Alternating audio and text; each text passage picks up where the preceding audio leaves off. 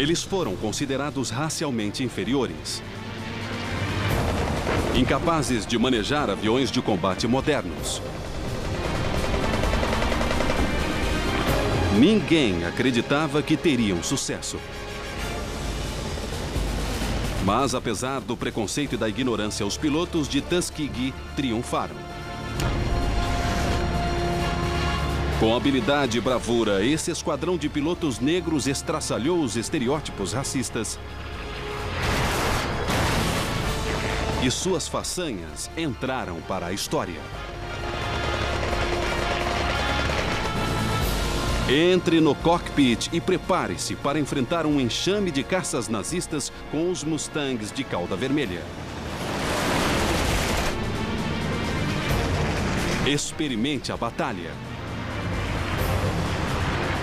Analise as táticas. Reviva os combates aéreos dos pilotos de Tuskegee.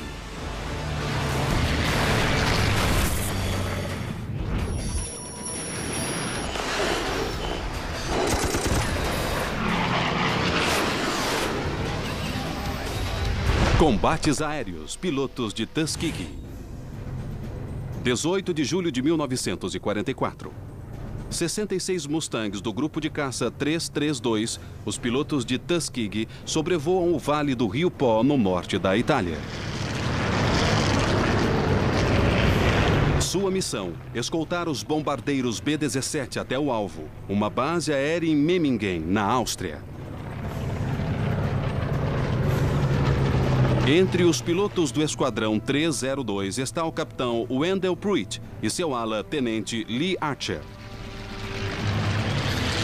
Pruitt era o meu líder. Isso mesmo. Se ele fosse para o inferno, eu seguiria. Pruitt e Archer eram conhecidos como dupla terrível. Pruitt, um piloto de caça talentoso e confiante. Archer, um ala fiel, extremamente habilidoso e determinado. Ficávamos acima dos bombardeiros, voando em zigue-zague porque éramos mais rápidos. Voávamos mais alto onde era menos resistente. De repente, o inimigo é avistado na posição 3 horas. Uma esquadrilha de 4 caças ME-109 se aproxima dos bombardeiros. A dupla terrível entra em ação. Archer segue Pruitt em uma manobra rápida e ampla.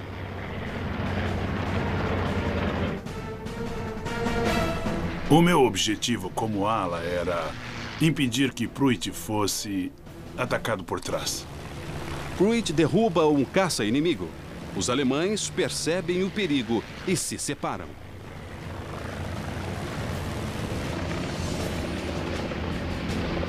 Os Mustangs saem em perseguição, lutando contra a Força G. Archer se esforça para acompanhar as perigosas manobras do líder. Pruitt os seguia por uma curva. Então, quando se alinhavam, disparava uma rajada curta. Os projéteis passam pelo 109. O alemão escapa. A dupla terrível continua a perseguição, mas Archer sente que alguma coisa está errada. O avião inimigo ficou na mira dele 3 vezes, mas Pruitt não atirou. Então, fiquei ao lado dele e perguntei o que estava acontecendo. As armas de Pruitt emperram. Ele gesticula para que Archer assuma a liderança.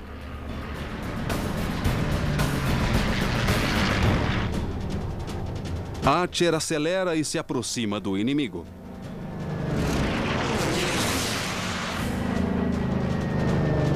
O caça alemão tenta se esquivar e mergulha, mas não consegue escapar.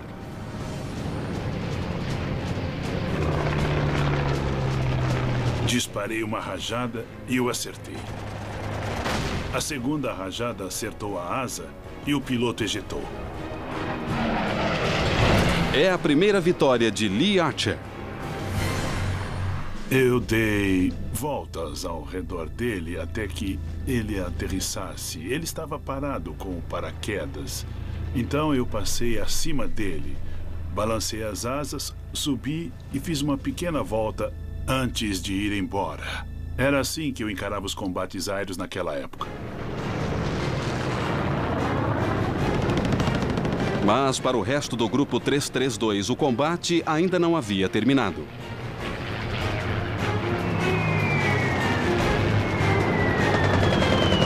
Trinta caças ME-109 atacam os bombardeiros por todos os lados.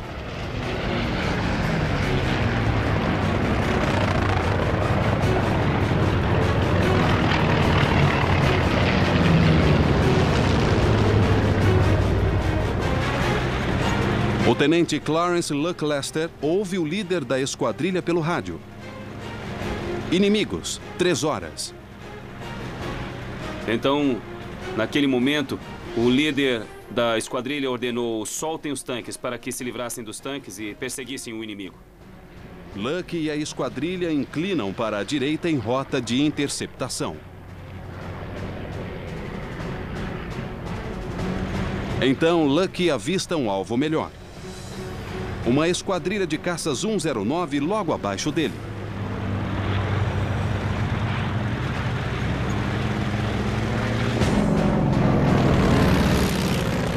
O treinamento vem à tona e os reflexos tomam conta. Você vira um animal, pronto para dar o bote, é um caçador e irá vencer. Luck passa despercebido pelos alemães. A 60 metros de altura, ele dispara uma rajada de metralhadora. O avião começa a lançar fumaça e explode. Estilhaços voam por toda parte e em sua direção. Ele desvia dos fragmentos. Luck tenta desviar da explosão. Miraculosamente, o Mustang escapa ileso. Daí ele vira o pescoço rapidamente para um lado e para o outro e avista um caça alemão à direita. Ele faz uma manobra para a direita, se posiciona atrás do segundo 109 e dispara.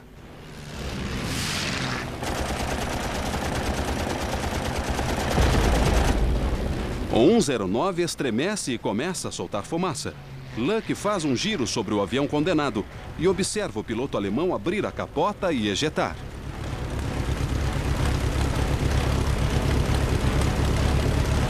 Lester abate 2 aviões, mas o combate o afasta dos bombardeiros. Sobrevoando os Alpes italianos, ele avista outro 109 abaixo na posição 2 horas. A altitude é crucial para os pilotos de caça. Eles dizem estar no puleiro, como um pássaro empoleirado quando avistam um inimigo lá embaixo, mergulham com tudo. Como Lester estava no puleiro, ele tinha a vantagem. Podia atacar o Messerschmitt antes que o inimigo percebesse o que estava acontecendo. Luck mergulha em um ataque de alta velocidade. O motor Merlin berra. O Mustang atinge 560 km por hora. Ele aperta o gatilho. Uma rajada de projéteis passa pelo nariz do 109. Em um movimento rápido, o piloto alemão faz um giro invertido na tentativa de escapar do americano. Mas a manobra é imprudente. Ele está muito baixo. Perplexo, Luck Lester observa o caça 109 se chocar contra uma montanha.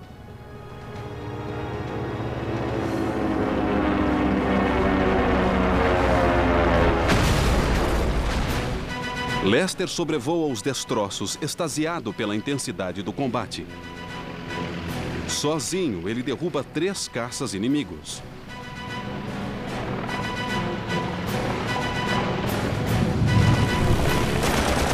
O restante do grupo 332 abate mais 9 aeronaves, contabilizando um total de 12 vitórias. O dia de combate mais bem sucedido do grupo até então.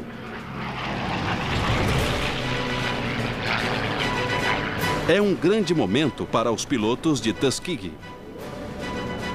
Um grupo de caças cujas batalhas contra a Luftwaffe representam apenas metade da história. Considerados inferiores aos brancos e incapazes de manejar armamentos modernos mais complexos, os soldados negros eram relegados a funções secundárias. Pilotar aviões de caça estava fora de questão. Enfrentamos a oposição de Happy Arnold, comandante da Força Aérea na época, que achava que os negros não tinham capacidade de fazer tarefas complexas como liderar e coisas do tipo, mas estava errado. Em 1939, pressionado pela imprensa negra, por ativistas dos direitos humanos e pela própria esposa, o presidente Roosevelt ordenou que o programa de treinamento de aviação civil aceitasse estudantes negros. Em dezembro de 1940, o Departamento de Guerra seguiu o exemplo, destinando $1 milhão para a construção de uma base de treinamento para os pilotos negros no Instituto Tuskegee, no Alabama. O treinamento desses pilotos foi considerado uma experiência. Os homens criaram um forte vínculo, unidos por um propósito comum e pelo orgulho racial. Apesar de o Exército não confiar em nossa capacidade e não mudar o nível do treinamento, aquilo foi um adicional para nós, pois conseguimos atingir os padrões e ter sucesso. Na Segunda Guerra Mundial, tivemos a chance de participar de unidades de combate e fazer um trabalho de primeira para mostrar à população que a segregação era uma coisa estúpida e sem sentido. Em abril de 1943, o primeiro esquadrão de pilotos afro-americanos, o 99º Esquadrão de Caça, recebeu ordens para se preparar para o combate no Teatro de Operações do Mediterrâneo. Em junho de 1944, o 99º se uniu a outros 3 esquadrões de pilotos negros. Juntos, eles formaram o grupo de caça 332 e ficaram conhecidos como os pilotos de Tuskegee. – 24 de agosto de 1944. Bombardeiros B-24 e B-17 do 5º Grupo de Aviação se aproximam do alvo. Um campo de pouso em Pardubice, Tchecoslováquia.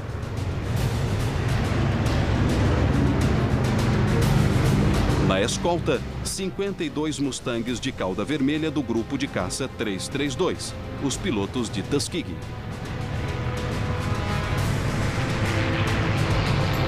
Entre eles estão o tenente Charles McGee, voando um P-51C apelidado Kitten, em homenagem à sua esposa. McGee lidera uma esquadrilha de 4 caças. Acompanhávamos os bombardeiros voando ao lado e um pouco acima deles. Nosso esquadrão operava no setor externo da formação.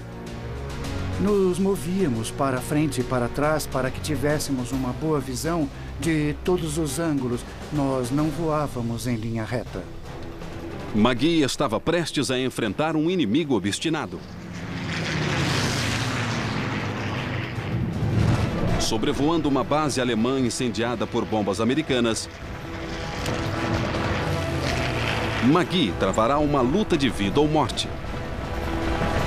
Uma batalha intensa contra um inimigo feroz, que testará sua habilidade em combate. –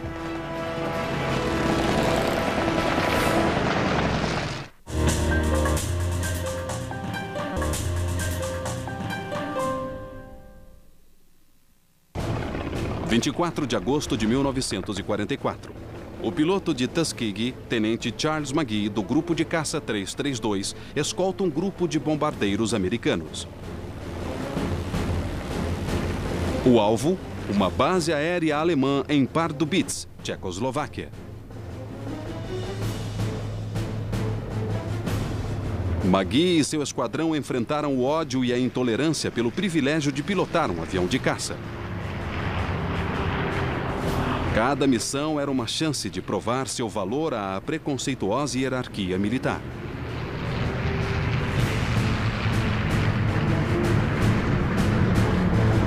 Ao se aproximarem de Pardubice, McGee tenta avistar algum avião inimigo. Atacar um campo de pouso daquela forma era uma ótima maneira de atrair o inimigo, e foi o que aconteceu. O comandante de esquadrão alerta McGee. 2 FW-190 na posição 4 horas. Minha esquadrilha foi enviada para persegui-los, pois tentavam mergulhar na formação de bombardeiros. McGee e sua esquadrilha manobram para atacar os inimigos. Eles estavam prestes a enfrentar o caça monomotor mais avançado da Alemanha nazista.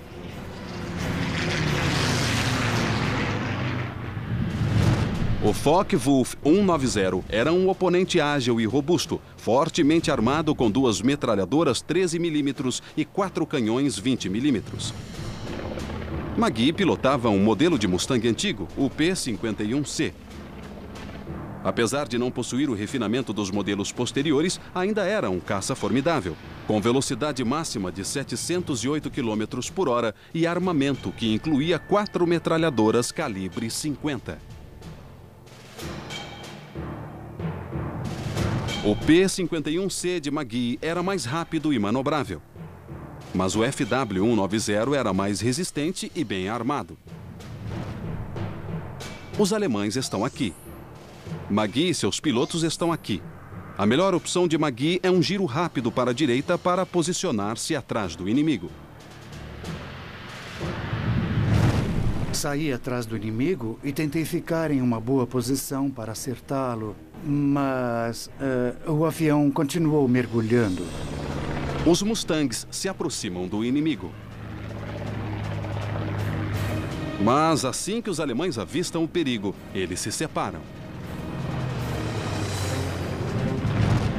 Magee parte com o ala Roger Romain atrás de um dos caças fugitivos.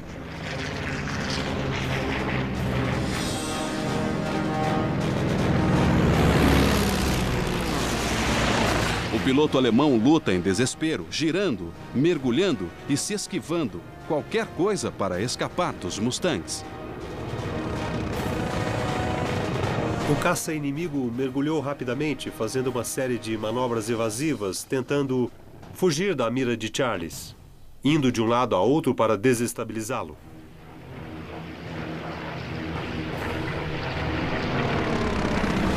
Eles fizeram algumas manobras, movimentos rápidos para tentar escapar da perseguição. Eu consegui controlar a velocidade o suficiente para ficar atrás dele a uma boa distância de tiro, porque é um desperdício de munição atirar cedo demais. Magee aproveita a agilidade do P-51C e se aproxima do inimigo.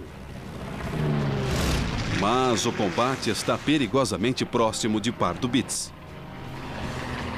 O piloto alemão mergulhou em direção à base aérea, atraindo Magee através do campo, que estava em chamas por causa do bombardeio. Obviamente, o objetivo do alemão não era atacar Magee num combate aéreo, mas levá-lo a um local onde a artilharia antiaérea alemã pudesse abrir fogo e eliminar o caça americano. Lembro-me de sobrevoar a base aérea e ver os galpões e alguns aviões pegando fogo lá embaixo. Magee é atingido por uma chuva de projéteis. A artilharia antiaérea alemã abre fogo. Magee se vê forçado a abandonar a perseguição. Mas, de repente, o alemão comete um erro fatal.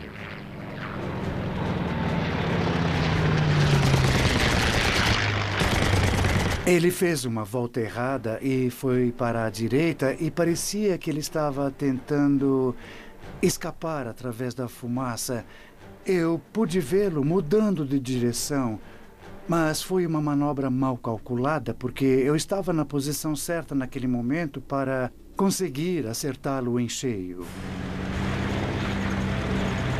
Magee abre fogo.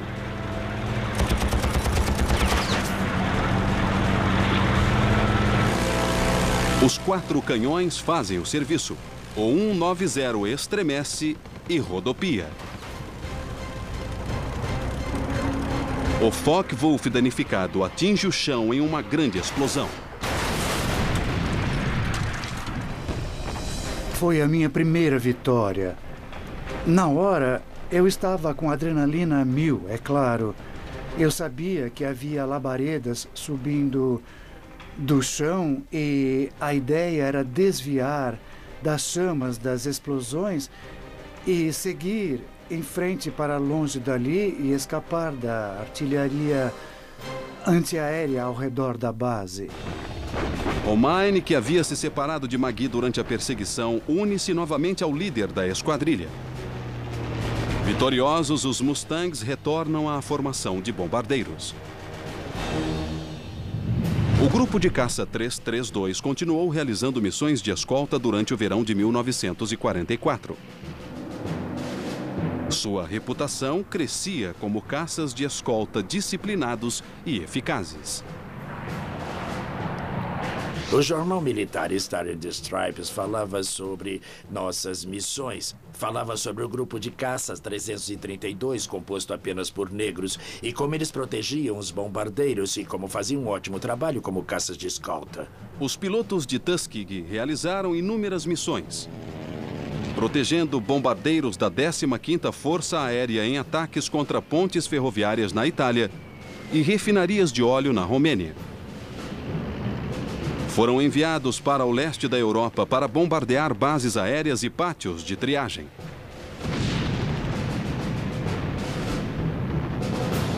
Mas a atividade aérea alemã se tornava cada vez mais escassa e os pilotos de Tuskegee passaram o mês de setembro sem obter nenhuma vitória. Mas em outubro de 1944, a Luftwaffe voltou com força total.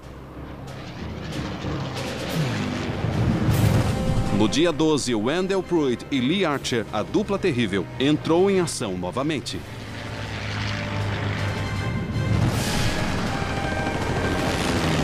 No meio de um intenso combate aéreo, Archer entrou para a história como o primeiro e único piloto de Tuskegee a se tornar um as.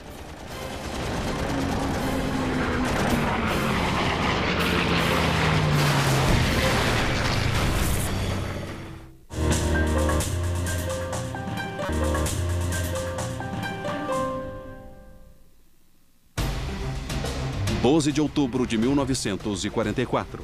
Um esquadrão de Mustangs P-51 do grupo de caça 332 sobrevoa o lago Balaton, no sul da Hungria. Após completar uma missão de escolta, os pilotos retornam à base na Itália. Entre eles estão o capitão Wendell Pruitt e seu ala-tenente Lee Archer, conhecidos como Dupla Terrível. Ao sobrevoarem a margem sul do lago, eles avistam pequenas manchas no horizonte. Um enxame de caças Me-109. Eu nunca havia visto tantos aviões alemães no ar. Pensei comigo mesmo, bem, acho que agora é mesmo o fim. Pruitt, Archer e os outros caudas vermelhas não recuam. Não fugimos nem nada do tipo. Dissemos, muito bem, eles estão aqui. Somos tão numerosos como eles. Vamos enfrentá-los. Em velocidade máxima, com as metralhadoras carregadas, os pilotos de Tuskegee atravessam a formação alemã. Os céus sobre o lago Balaton tremem com o barulho dos motores e das rajadas de tiros de metralhadoras e canhões. Em meio à intensa batalha, Pruitt e Archer escolhem um alvo. Eles arriscam um engajamento frontal com um caça alemão posicionado bem na frente deles. A dupla passa rapidamente pelo inimigo. Archer segue Pruitt enquanto ele vira para a esquerda em perseguição. Ele avançava e eu também, tentando ficar logo atrás. Ele era um piloto excelente e acompanhá-lo era um trabalho bastante difícil. A curva fechada de Pruitt pega o inimigo de surpresa. As metralhadoras dos caças P-51 abrem fogo. O piloto salta do avião em chamas.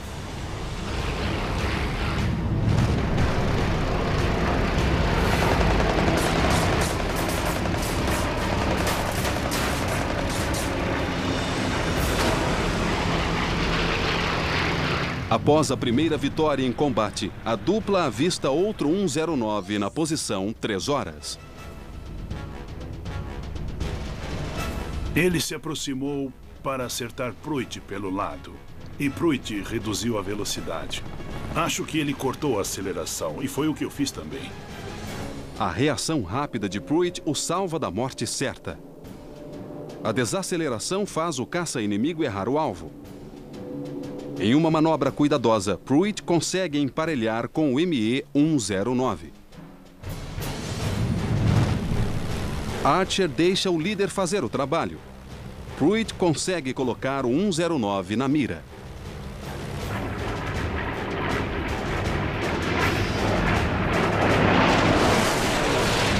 Mas, de repente, outro caça alemão entra na briga.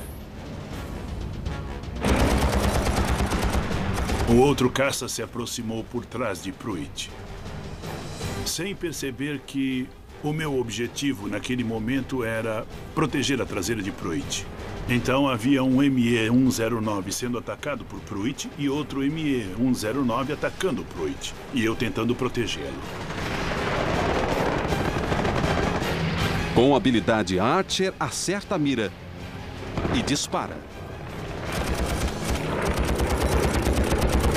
O caça inimigo começa a cair, rodopiando em chamas.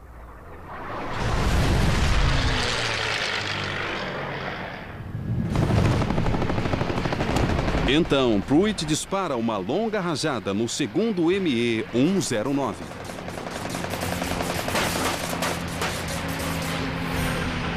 Outra vitória para a dupla terrível. Mas o combate não havia terminado, e eles mergulham novamente na formação inimiga. Ele fez uma curva fechada e voltou para onde as outras aeronaves estavam. E eu assumo que não achei que aquilo fosse uma boa ideia naquela hora.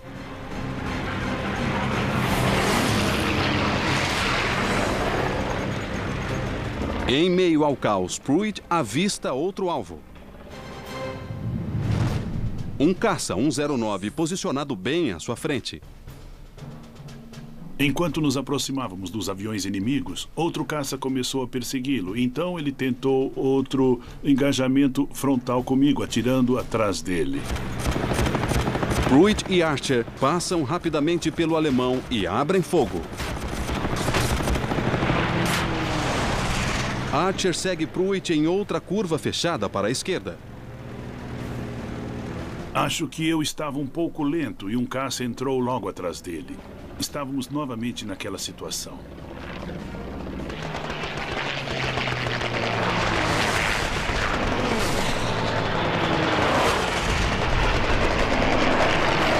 Eles tinham experiência em voar juntos. Então, é bem possível que Pruitt tenha planejado uma forma de colocar os caças alemães na mira de Archer.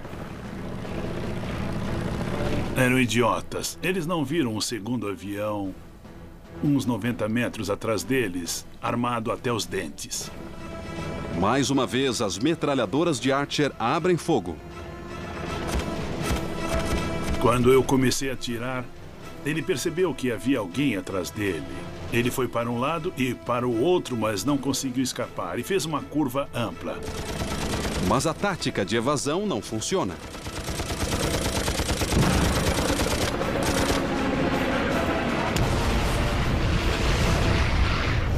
Archer passa rapidamente pelos destroços. Ele está prestes a se tornar um as, com inúmeros alvos à sua escolha. Na hora, havia tantos aviões no ar que eu poderia dizer que perdi de vista Wendell Pruitt. Mas, na verdade, eu vi um caça que eu poderia bater e vinha vindo na minha direção. Archer está aqui. O caça alemão está aqui. Archer pode iniciar um engajamento frontal facilmente inclinando para a direita. Em uma fração de segundos, os adversários se cruzam e começam a fazer a curva. Quem fizer a manobra mais rápida ganhará a disputa. O ME-109 se aproxima da posição de disparo. O canhão alemão está preparado para lançar disparos mortais contra Lee Archer. O americano tem segundos para reagir.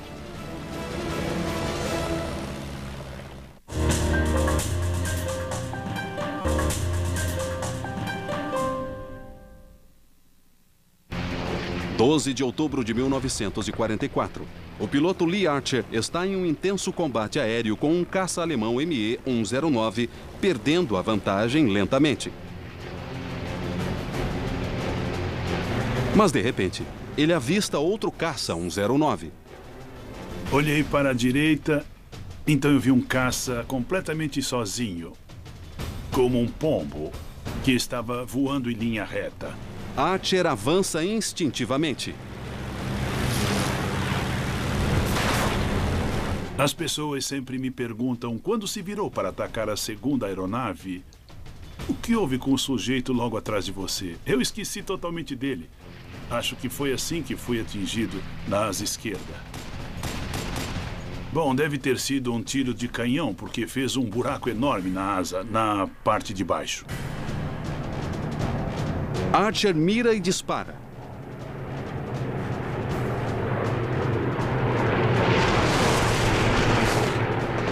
O piloto alemão reage com um rápido mergulho e se dirige para a segurança de uma base aérea. Mas a manobra falha. O determinado piloto americano não deixará sua quinta vitória escapar.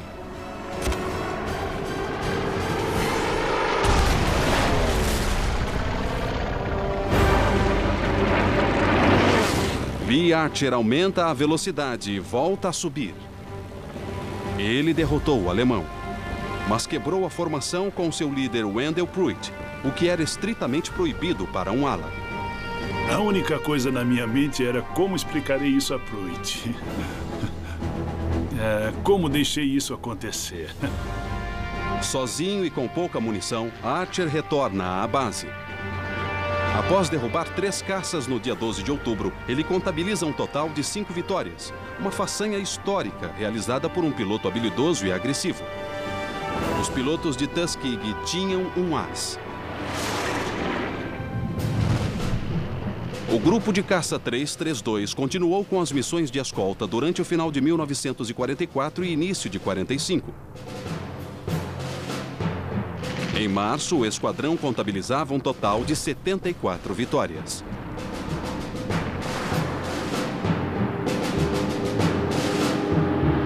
Mas, com o prolongamento da guerra, uma nova ameaça surgiu nos céus da Alemanha. Um inimigo que ameaçava desestabilizar o equilíbrio do poder aéreo. O caça-jato Me-262. O Me-262 representava um salto na evolução de aeronaves. Com armamento pesado e vantagem de 160 km por hora sobre o Mustang, era uma ameaça mortal aos bombardeiros americanos. Mas, em uma das maiores ironias da guerra, os pilotos de Tuskegee, outrora considerados incapazes de manejar armamentos modernos, iriam estraçalhar os poderosos caças a jato. –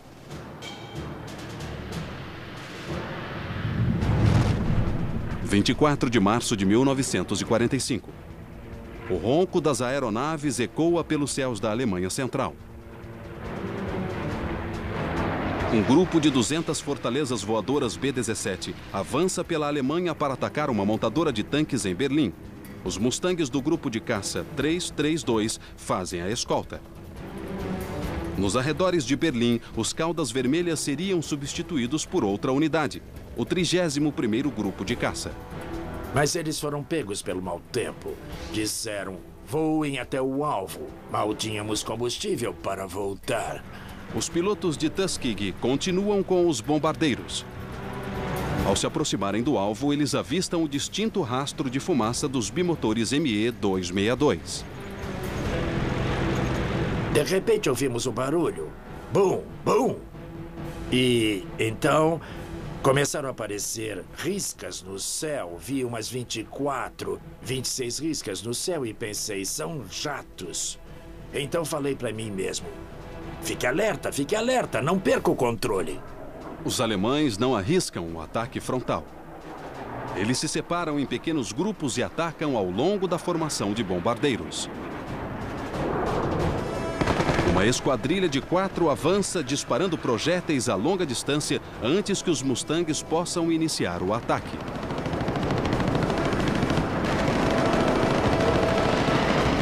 Enquanto os alemães avançam, um caça ME-262 se descuida e passa na frente do P-51 do tenente Earl Lane. Lane reage por instinto, rompendo a formação para perseguir o jato inimigo.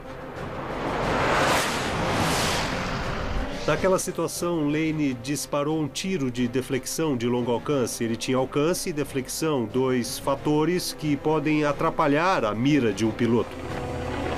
A 600 metros do inimigo, ele abre fogo.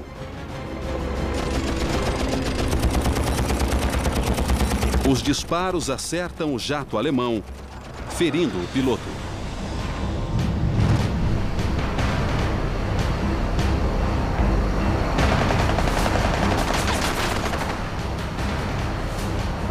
O piloto alemão abre a capota do caça danificado e ejeta.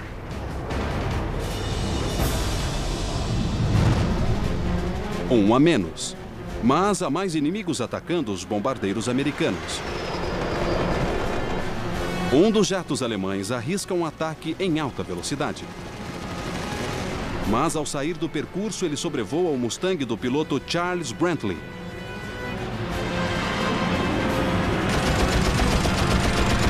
Brantley conseguiu mirar e abriu fogo de uma distância muito menor que a de Lane.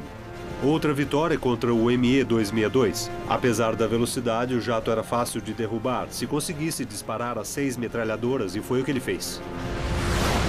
Na traseira da formação de bombardeiros, o ataque alemão é ainda mais intenso. Como um grupo de lobos, os caças a jato perseguem a presa à distância antes de atacar.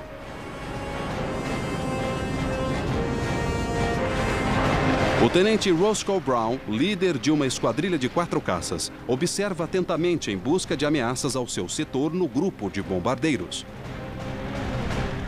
Eu fazia uma curva para a esquerda e, de repente, vi os jatos se aproximando nas posições 7 e 5 horas.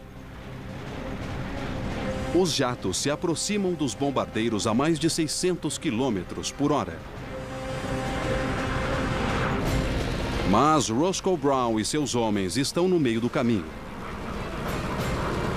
Sem hesitar, Brown ordena soltar tanques e vira para o ataque, voando impetuosamente rumo ao inimigo.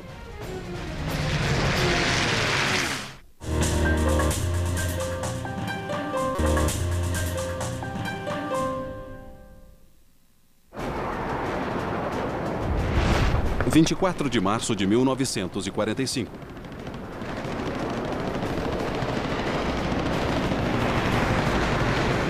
Os pilotos de Tuskegee desferem o primeiro golpe contra o caça mais avançado da Segunda Guerra, o alemão ME-262.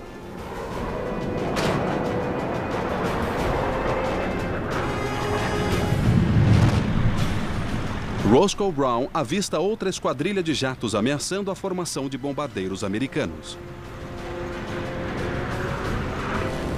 Quando você precisa decidir o que fazer e para onde ir, está acabado como piloto de caça. Você apenas reage. Sabia que era um jato, sabia que era rápido, sabia o que fazer e disse, vamos lá. Você não para pensar, não dá tempo para análises. Brown e sua esquadrilha estão aqui. Os alemães estão aqui. Desenvolvi um truque, eu subia, acelerava, com o nariz para cima, puxando o manche ao máximo, e então acionava o leme direito. Pronto, o avião descia e ficava quase a ponto de estolar. Então, quando virava para baixo, a velocidade aumentava e eu podia subir novamente. A manobra é um split S modificado, que dá a Brown impulso extra, colocando o piloto em curso de interceptação com os caças alemães.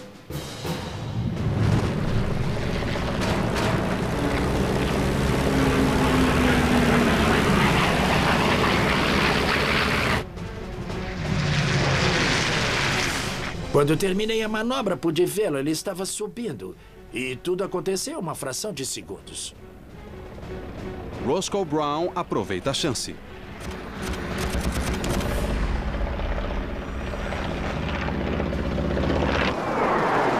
O jato alemão flameja, espalhando fragmentos antes do piloto ejetar. Mais uma vitória. O terceiro ME-262 derrubado no mesmo dia. Mas ainda não havia acabado, porque fiz uma manobra radical e derrubei o inimigo. Mas havia perdido o meu ala. Ele estava perseguindo outro avião. Eu estava sobre Berlim, a 7.600 metros de altura, procurando alguém para fazer dupla. Vi a silhueta de um P-51 na posição de 12 horas. O rádio estava sem contato, não sabia quem ele era. Pensei, vou me juntar a ele. Roscoe Brown se aproxima do que ele acredita ser um P-51 aliado.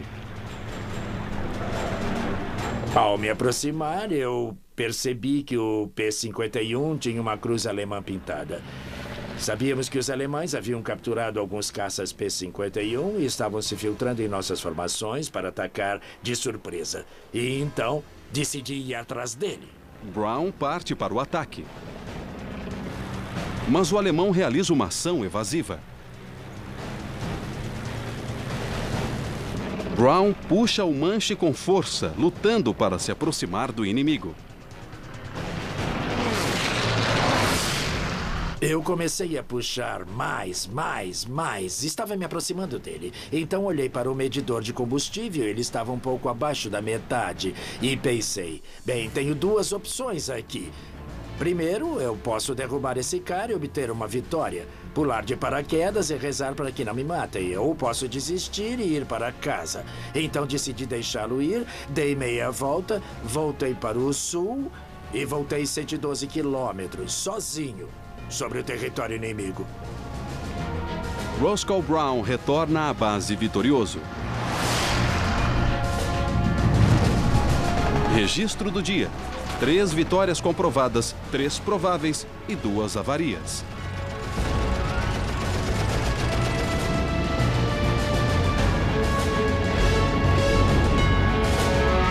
Foi um dos mais notáveis desempenhos de um grupo de caça contra o ME-262 durante a Segunda Guerra.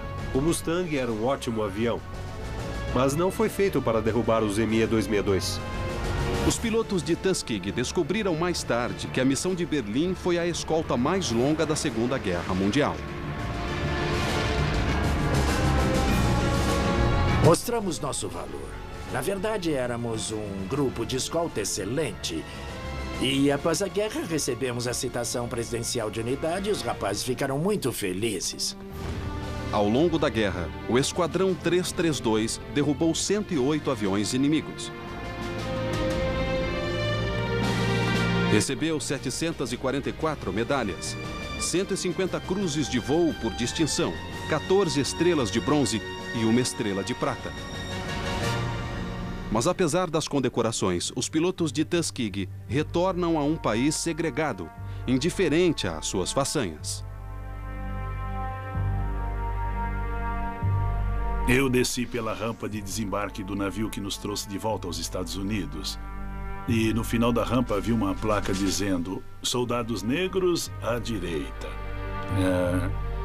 soldados brancos à esquerda, segregados novamente. E naquela época eu pensei, bem, é uma pena. Mas as realizações dos pilotos de Tuskegee não foram esquecidas. Nossa experiência dissipou os mitos e preconceitos que norteavam as diretrizes do Exército sobre nossas capacidades e funções. Isso trouxe uma grande mudança. Em 1948, o presidente Harry Truman ordenou o fim da segregação nas Forças Armadas dos Estados Unidos. O desempenho dos pilotos de Tuskegee nos céus da Europa abalaram as estruturas do racismo americano.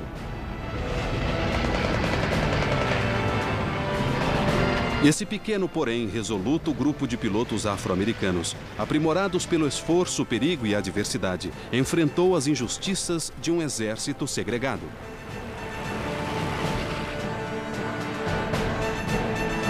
É preciso ter consciência de que o racismo é errado.